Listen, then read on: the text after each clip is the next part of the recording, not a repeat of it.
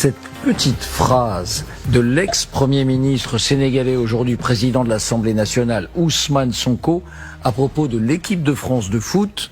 Ousmane Sonko, donc vous venez de parler, charismatique, aujourd'hui président de l'Assemblée, a eu cette phrase très commentée. Quel que soit le vainqueur, c'est l'Afrique qui aura battu l'Afrique. Cette déclaration d'Ousmane Sonko, président de l'Assemblée nationale du Sénégal, qui fait beaucoup parler à quelques heures du match ce soir. Là. Pour lui, quel que soit le résultat du match, l'Afrique gagnera à tous les coups. Alors voilà, c'est une interview d'RFI France 24, c'est l'Afrique qui aura battu l'Afrique, de toute façon c'est l'Afrique qui gagnera ce soir. Donc il évoque les origines de certains joueurs de l'équipe de France. Alors là-dessus, moi, j'ai un peu de mal parce que j'ai envie de dire qu'il est tout à fait normal d'être fier de ses racines, de ses parents, de sa culture d'origine, mais qui est une beauté du modèle français. C'est que d'où que vous soyez, quand vous avez le passeport français, vous avez la chance d'être français. Ce soir, ils ont choisi de jouer sous le maillot tricolore. Donc, ils sont français. Et ils sont nés en France, parfois présents même depuis 3 générations. Non mince. Je suis tombée dans le piège. Je ne voulais pas tomber dans ce piège. C'est celui-là. C'est ce jeu-là dans lequel on veut nous emmener. Je ne veux pas. Pour moi, c'est inadmissible.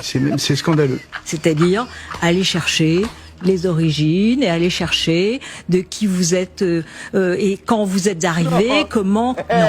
C'est beau les origines. Comment renier les origines ? Je ne vais pas vous dire le contraire. Je ne vais pas vous dire le contraire. Voilà Je ne vais pas vous dire le contraire. La question que je me pose, mais ça nous occuperait probablement dans les 3 heures à venir, c'est quels sont les bons arguments pour résister à ça. Il faut savoir qu'Ousmane Sonko est un grand ami de Jean-Luc Mélenchon, qui avait fait une intervention avec lui au Sénégal en 2024 quand il était Premier ministre. Et on voit ce premier point commun, tous les deux peuvent se permettre en toute impunité des déclarations qui, dans la bouche de n'importe qui d'autre, seraient qualifiées de racistes. Sur les réseaux sociaux, il y a des haters qui sèment la haine, qui s'amusent à mettre des drapeaux des pays d'origine sur les visages des joueurs en ce moment. Rien qu'à voir la configuration de l'équipe nationale française nous ramène à comprendre où se trouve le besoin en réalité. Il faut quand même se méfier énormément du discours de celui qui est celui d'Ousmane Sonko. Je suis pas surpris parce qu'on connaît ses positions très anti-françaises.